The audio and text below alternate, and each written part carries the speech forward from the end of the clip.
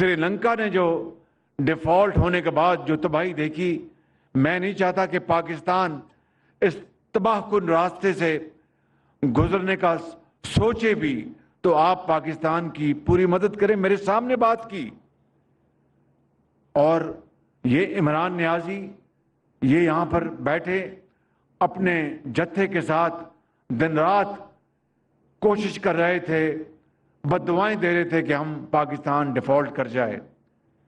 یہ ہے نقطہ میرے بزرگوں، بھائیوں اور بہنوں سمجھنے کا، کہ ایک شخص جس کو اسٹیبلشمنٹ نے اقتدار پہ بٹھایا، ایک ایسے الیکشن کے نتیجے میں جو کہ پاکستان کی تاریخ میں سب سے زیادہ دھاندلی زدہ الیکشن تھا، اس کے بعد اس کو اقتدار پہ بٹھایا، اور ہم نے کالی پٹیاں باندھ کر اسمبلی میں ہم نے اوتھ لیا پاکستان کی خاطر، جمہوریت کی خاطر۔ لیکن ان 4 سالوں میں جو کچھ ہوا وہ آپ کے سامنے ہے۔ 1.25 سال مجھ ناچیز بطور وزیر اعظم یہ مخلوط حکومت 1.25 سال ہو چکا، اب 1 مہینہ رہ گیا ہماری یہ ٹرم پورے ہونے کے لیے۔ مجھے بتائیں، کیا ایک بھی کرپشن کا، چاہے وہ الزامات کی حد تک ہو، کوئی آپ نے سکینڈل سنا، اخباروں میں پڑھا، ٹیلی ویژن پہ سنا؟ ایک بھی۔ یہ میرا کمال نہیں ہے، یہ مخلوط حکومت کا کمال نہیں ہے، یہ اللہ تعالیٰ کا بے پایاں فضل و کرم ہے کہ ہم سب کو پاکستان کا وسیع تر مفاد وہ ہمارے سامنے ہے۔ آج میں یہ کہہ سکتا ہوں بلا خوف تردید اللہ تعالیٰ کے فضل و کرم سے کہ اس 1.25 سال میں جتنے میں بڑے بڑے جو پروکیورمنٹ کانٹریکٹس ہیں ان کی بات کر رہا ہوں، یعنی بڑے بڑے جو سودے کیے پاکستان کی حکومت نے، گندم خریدی اربوں ڈالر کی، کھاد خریدی اربوں ڈالر کی، اور دوسرے میں گنوا سکتا ہوں۔ آپ یقین کریں کہ اللہ تعالیٰ کے فضل و کرم سے خود نمائی میں جائے بغیر جو سب سے شفاف ترین بولی کے بعد جو سب سے کم بولی دینے والی کمپنی تھی، چاہے وہ گندم کی تھی یا کھاد کی تھی، میں نے اور میرے ساتھیوں نے کیبنٹ میں ہم نے مل کر اربوں روپے مزید کم کروائے، جو کہ قانون کے مطابق اس کی قطعاً کوئی گنجائش نہیں تھی۔ یہ کس لیے کروائے؟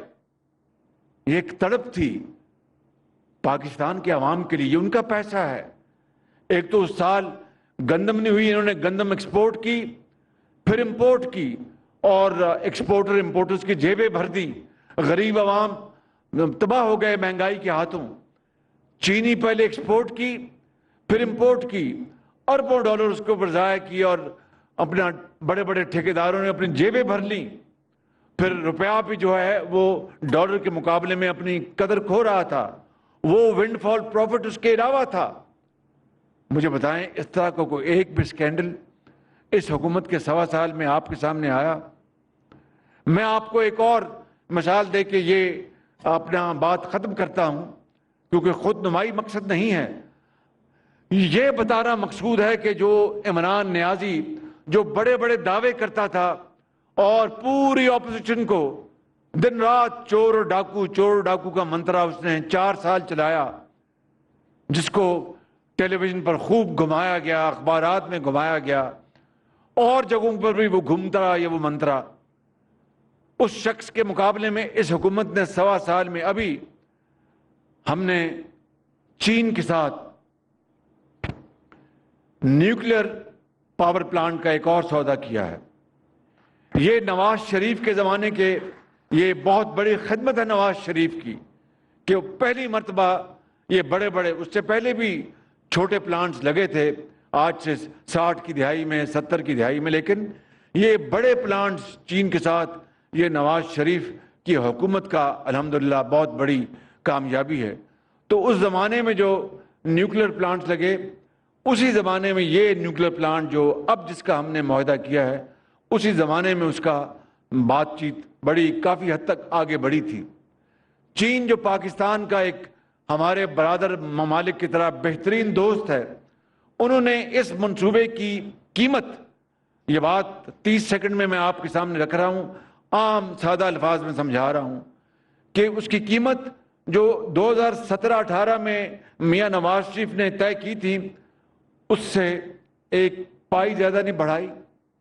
इन 6 सालों में जो आलमी कसाद बाजारी थी, यानी इन्फ्लेशन जो हुई है दुनिया में, उसका भी 1% भी उन्होंने चार्ज नहीं किया। और मेरी और हमारी हुकूमत की दरख्वास्त पर मैंने जब चीन से दरख्वास्त की तो उन्होंने यकीन करें मेहरबानी की और 30 अरब रुपया मजीद कम कर दिया। मेरे बुजुर्गों, भाइयों और बहनों, मुझे बताओ और कौमी खदमत क्या होती है?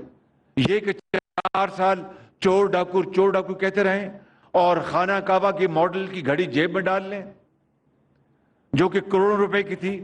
ये कि 4 साल हम पूरी ऑपोजिशन को मतून करें और चोर डाकू कहते रहें और 190 मिलियन पाउंड का तारीख का सबसे बड़ा डाका डाले।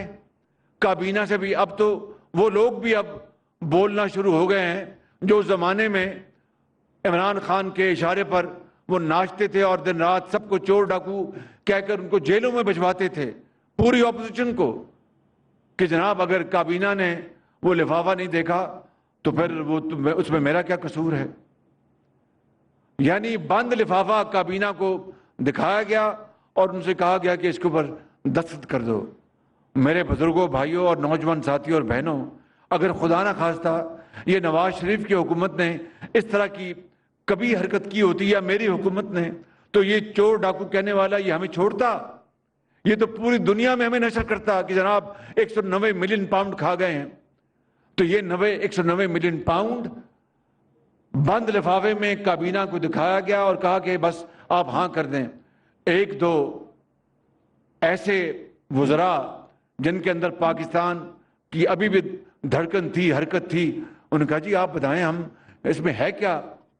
उनके पास आप इसको इमरान इसको आप साइन कर दें। ये थी उस हुकूमत की कारकर्दगी। क्रिमिनल उनकी करप्शन और उनकी बदतरीन लूट मार। वो 190 मिलियन पाउंड पाकिस्तान की हुकूमत के खजाने में आना चाहिए था, वो गया सुप्रीम कोर्ट। मुझे बताएं सुप्रीम कोर्ट हुकूमत है या हुकूमत पाकिस्तान हुकूमत है? मुझे भाई आप बताएं ना जरा मुझे। सुप्रीम कोर्ट तो एक इदारा है इंसाफ देने वाला, ये बात दुरुस्त है कि नहीं? उनके अकाउंट में पैसा जाने का क्या तुक है? वो तो पाकिस्तान के खजाने में आना चाहिए था। तो इतने बड़े बड़े डाके डालने वाले इमरान नियाजी ने 4 साल में जो कुछ किया वो आपके सामने है। आज और 9 मई को जो कुछ हो गया वो तो शायद किसी ने कभी सोचा भी नहीं था कि दुश्मन भी कभी इस तरह की हरकत कर सकता है। बदकिस्मती से 9 मई का वाकया भी हुआ। और अब कल आपने जो इसराइल का जो बयान आपने जो पढ़ा भी है और सुना भी है, जिसकी पूरी कौम आज उसकी भरपूर उसकी मजम्मत कर रही है। हम पुरज़्म हैं आपको आगाह करने के लिए। अगर आप दुनिया भर से हासिल होने वाली इत्तलात, मालूमात और ख़बरें जानना चाहते हैं तो अभी सुनो न्यूज़ का YouTube चैनल सब्सक्राइब करें और बेल आइकन पर क्लिक करें।